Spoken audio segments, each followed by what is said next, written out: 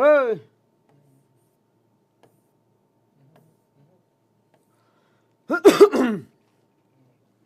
5వ పేజీ ఆడ ఉంది అది. ఈ సందర్భంగా గజ్వేల్ ఎమ్మెల్యే క్యాంపు కార్యాలయం ముందు బైఠాయించి ఆందోళన వ్యక్తం చేశారు. అంతేకాక కేసీఆర్ డౌన్ డౌన్ అని, కేసీఆర్ బయటికి రావాలి అని పలు నినాదాలు చేసుకుంటా వాంటెడ్ గజ్వేల్ ఎమ్మెల్యే అని ప్లకార్డులను ప్రదర్శించారు. రంగంలోకి దిగిన పోలీసులు అదుపులోకి తీసుకునే ప్రయత్నం చేశారు. దీంతో బీజేపీ నేతలు పోలీసులకు మధ్య స్వల్ప ఉద్రిక్తత చోటు చేసుకున్నది. అనంతరం పోలీసులు బీజేపీ నేతలను అరెస్ట్ చేసి ఎమ్మెల్యే క్యాంప్ ఆఫీస్ నుంచి తరలించారు. రామ రామ, ఓ అమ్మ, ఏడికి వచ్చిందేముండ కథ. ఇక మరి నిన్న సోషల్ మీడియాలో గజ్వేల్ ఎమ్మెల్యే కనబడతలేడు, గజ్వేల్ ఎమ్మెల్యే కనబడతలేడు, గజ్వేల్ ఎమ్మెల్యే కనబడతలేడు, ఎక్కడ వాయే, ఏమాయే, ఏడ ఉంటుండు, ఏడ తింటుండు, ఏడ వంతుండు. రామ రామ, వచ్చేటి పోయేటి ఓయన్నలారా, మా పెద్ద మనిషి జాడ తెలిసిందా. వచ్చేటి పోయేటి ఓయన్నలారా, మా పెద్ద మనిషి జాడ తెలిసిందా. అమ్మా, పెద్ద మనిషి ఏమో తమాషిగా ఫామ్ హౌస్లో ముద్దుగా వచ్చేటి పోయేటి ఓయన్నలారా, మా పెద్ద మనిషి జాడ తెలిసిందా. జర ఇట్లా జర చెయ్యి పెట్టుకుంటాడు మూతి మీద, ఈ చెయ్యి, ఇది చెయ్యి. వచ్చేటి పోయేటి ఓయన్నలారా, మా పెద్ద మనిషి జాడ తెలిసిందా. రామ రామ, పెద్ద మనిషి యాళ్ళకు ఇంత సలబొట్టు పోసుకుంటుండు. సలబొట్టు పోసుకొని బుక్కడ బువ్వ తినుకుంటా నమో నారాయణ, నమో నారాయణ అని నడింట్లో వంతుండు. ఇక మరి మమ్మల్ని పట్టించుకుంటలేడు, మా అంటుకు వస్తలేడు, మా సొంటుకు వస్తలేడు, అసెంబ్లీకి పోతలేడు, మాట్లాడతలేడు, ఏది లేదు, ఎక్కలేదు. మనుదిన పామోలే ఫామ్ హౌస్కి అంకితమైండు కేసీరావు. ఇందుకనే మేము గెలిపించింది, ఎందుకు గెలిచిండు, ఎందుకు పోటీ చేసిండు, ఎందుకు మరి ఇంకా రాజకీయం పెత్తడానికి వచ్చినాక షెడ్డో పడ్డో కొడుకున్నాడు, బిడ్డ ఉన్నది, అల్లుడు ఉన్నాడు, వాళ్ళ మీదనే ఇరగ నూకి ఊకసప్పుడు అంటావు మలుచుకొని పండుకోక తోక ముడుచుకొని ఉండక ఎందుకు ఇంకా ఈయనకు రాజకీయం అనేది ఇప్పుడు గజ్వేల్ నియోజకవర్గ జనగాలు మన్ను దుమ్ము సాబెన పెట్టుకుంటా మొత్తం ఇదే పని మీద ఉంటారట. అందరు ఎమ్మెల్యేలు పోయి అసెంబ్లీలో కొట్లాడుతుంటే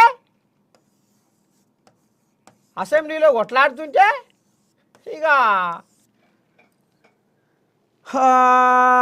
రామ రఘురామ సర్వము మాయో, రామ రఘురామ.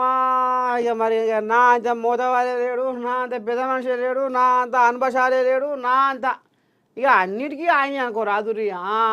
ఇక దేనికి తీసిపోడు పెద్ద మనిషి. మొత్తానికి గజ్వేల్ జనాలను వాగం జగన్నాథం చేస్తున్నాడు. అందుకనే మా ఎమ్మెల్యే కనబడతలేడు, మా ఎమ్మెల్యే కనబడతలేడు, మా ఇలాకాకు వస్తలేడు, మా పొలివెనకు వస్తలేడు, అటు అసెంబ్లీకి పోతలేడు, ఏం చేయాలి, ఎట చేయాలని పదం పాడుతున్నారు ఇప్పుడు గజ్వేల్ జనాలు.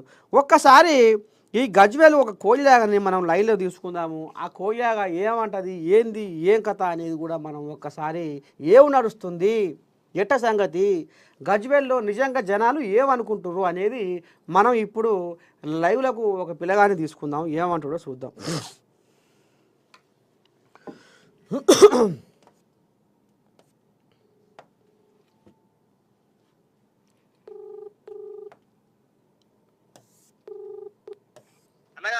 ఓ పిల్లగా,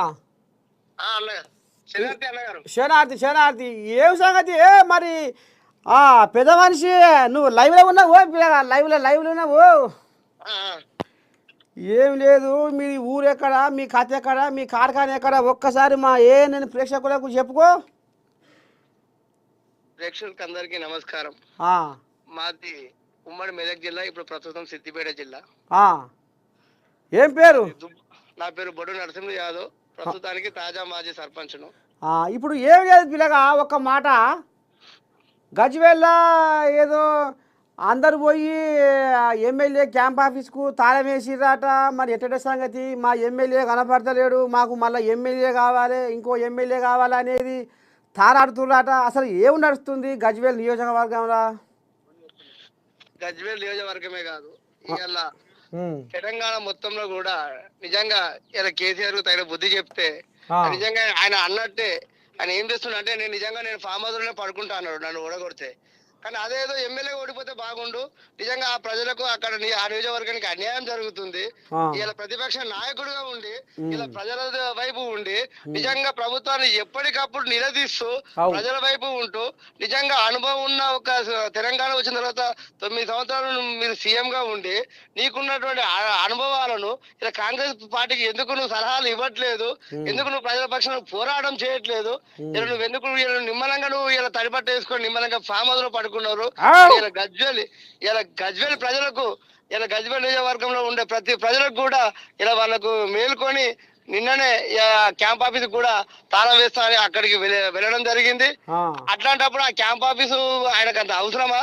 నిజంగా ఆయన ఫామ్ హౌస్ లో ఉండాలనుకున్నప్పుడు ఆయనకు నిజంగా గజ్వేల్ నియోజకవర్గం ప్రజలు అవసరం లేనప్పుడు, తెలంగాణ ప్రజలు అవసరం లేనప్పుడు ఆ ప్రతిపక్ష హోదా కూడా అవసరమా అని ఇలా గజ్వేల్ లో ఉన్నటువంటి ప్రజలు, ఇలా తెలంగాణలో ఉన్నటువంటి ప్రతి ప్రజలు కూడా ప్రశ్నిస్తున్నారు. అంటుర్రా జనాలు, ఊర్లో పడిన జనాలు అంటుర్రా, జనాలు అంటున్నారు. మరి ఆయనే నన్ను ఓడగొడితే పక్కేసుకొని పండుకుంటే బైకాడ ఆయనగా మరి అన్నట్టే చేస్తుండేమో. అదే ఆయన ముందే చెప్పిండు, ఆయన కావాల్సింది అధికారం, ఆయన కావాల్సింది పదవులు, వాళ్ళకి కావాల్సింది ప్రజలు కాదు, ప్రజల సమస్యలు కాదు.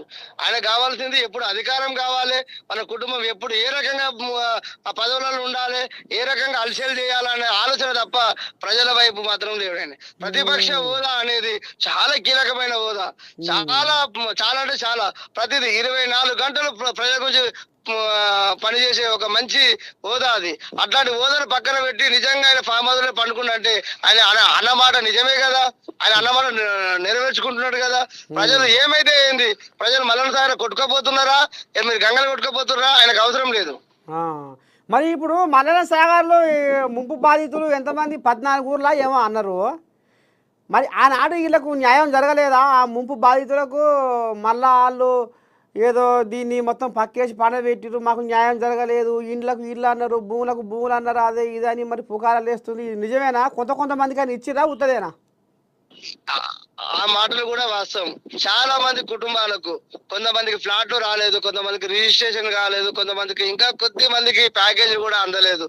పాపం వాళ్ళు అస్త వ్యవస్థగా వాళ్ళ జీవితమే గందరగోళంగా కుక్కలు చెప్పిన ఇస్తారి మాదిరిగా నిజంగా చాలా అస్తభిన్నంగా ఉన్నది. మరి ఎట్లా మరి ఈ రోజుకు ఇవాళ నేను అదే చెప్తున్నాను, గత ప్రభుత్వంలో ఆయనకు తలకెక్కిన పొగరుతో నిజంగా చెప్పాలంటే ఆయన నాకెవరు అని మాట్లాడినటువంటి మాటలు ఇలా ఆ రోజు మా సర్పంచ్ అరికోస పెట్టిండు. ఇలా ఉప సర్పంచ్ చెక్ పవర్ ఇచ్చి ఇలా ప్రభుత్వం పోయే ఒక 20 నెలల ముందు నుంచి ఎలాంటి డబ్బులు జీపులకు విడుదల చేయకుండా అలా చెక్కులను కూడా ఫ్రీజింగ్ పెట్టి ఇలా వాళ్ళ ఉసురు కలకల దాకింది. ఇలా ప్రాజెక్టులో పోయినటువంటి కుటుంబాల ఉసురు, ఇలా తెలంగాణలో ఉన్నటువంటి సర్పంచ్ల ఉసురు తాకి ఇలా నిజంగా ఆయన ఫామ్ హౌస్ కి పరిమితమైండు. తాత ఇప్పుడు ఈ బీఆర్ఎస్ కోళ్ళాగలు అంటే నోరు తెరిస్తే ప్రాజెక్టులలో నీళ్లు నింపుతలేరు, రైతులకు ఇష్టపెడతలేరు, రైతులకు ఉసురు పంచుకుంటారు అని ఇప్పుడు బీఆర్ఎస్ కోళ్ళాగలే లేఖలు కొడుతున్నాయి. కానీ ముఖ్యంగా ఇప్పుడు కేటీ రాములు, హరీష్ రావు జబ్బలు దరుచుకుంటున్నారు. ఓ రైతులని కలవరిస్తున్నారు, నిద్రలో కూడా లేచి కలవరిస్తున్నారు అటు తెలంగాణ రైతులని. మరి ఇప్పుడు ఈ పాపము మరి ఇప్పుడు ఈ కాంగ్రెస్ వాళ్ళదంటవా లేకపోతే బీఆర్ఎస్ వాళ్ళదంటవా? నాకు మల్లన్న సాగర్ ప్రాజెక్టుకు 1/2 కిలోమీటర్ దూరమే ఉంటా.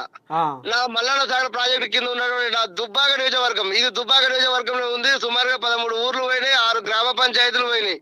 అయినా ఇక్కడ దుబ్బాకలో ఒక ఎల్లారెడ్డిపేట గ్రామానికి తప్ప ఇక్కడ దుబ్బాకలో ఎలాంటి చెరువులు ఇంతవరకు నిండలేదు.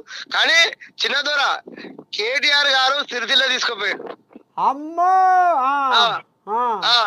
ఇంకో పైసల మంత్రి అప్పటి పైసల మంత్రి సిద్దిపేట ప్రాంతాన్ని తీసుకెళ్ళిండు. కానీ ఇది మీరు వాస్తవమా కాదా మీరు ఒక్కసారి వచ్చి మీరు ఇక్కడ ఉండే ప్రజలను మీరు అడగండి. ఒక్కసారి మీరు టీవీ ద్వారా కూడా అందరికి తెలియాలి. దుబ్బాక చిన్న చూపు 13 ఊర్లు కోల్పోయి 6 గ్రామ పంచాయతీలు కోల్పోయి ఇలా అల్లకల్లోలంగా ఉన్నటువంటి ప్రజలను అస్తవ్యస్తంగా చెల్లా చెదురుగా చేసి ఇలా ఇక్కడ ఉండే ప్రజలకు కూడా కనీసం ఆయన వాళ్ళు న్యాయం చేయలేకపోయిండు. మరి మల్లన్న సాగర్ మీద ఈ కోళ్ళగా ఈ హరీశమయ్య ఎవరికి ముఖ్యమంత్రికి లేఖ రాసినా అని చెప్పుకొస్తుందిగా. మరి ఆయన ఇప్పుడు ప్రతిపక్షంలో ఉన్నాడు, అధికారం కోల్పోయిండు.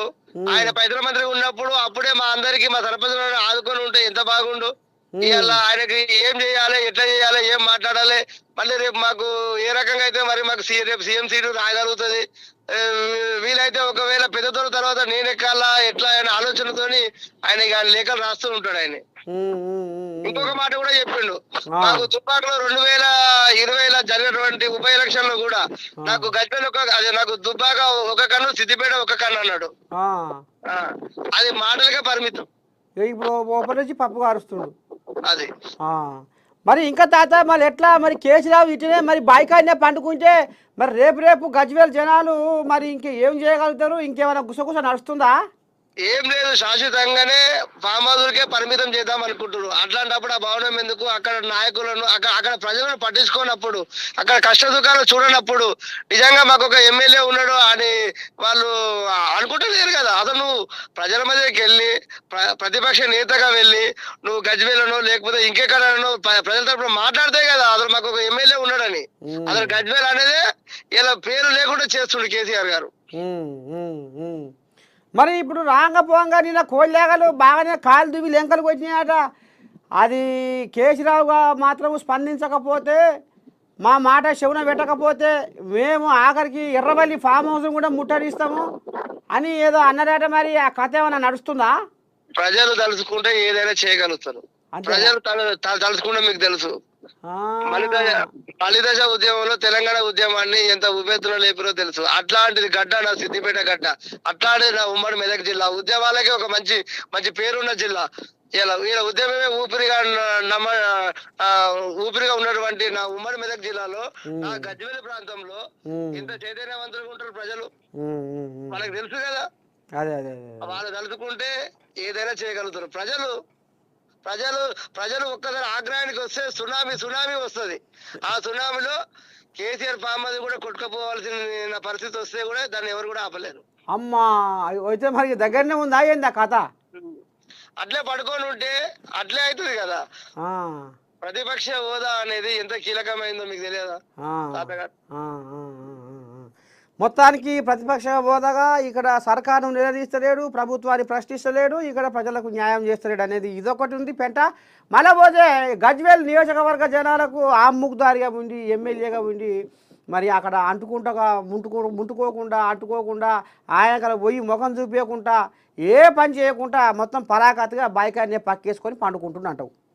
అంతే. సరే, ఇక మరి ఈ పిల్లగారి రాంభయం గిట్ల ఉంది. మరి రేపు ఇంకా ఏదో చేయబోతారట, ఇంకో ఏమో చేస్తారట. మొత్తానికి కేసీరావయ్య ఫామ్ హౌస్ నుంచి అసెంబ్లీకి రాకపోతే ఇక ఏం చేయాలి, ఎట్లా చేయాలి అనేది అక్కడ ఊర్ల పూట మాత్రం గుసగుస నడుస్తుంది. ఇంకే మరి ఎవరైనా సరే ఊరుకుంటారా?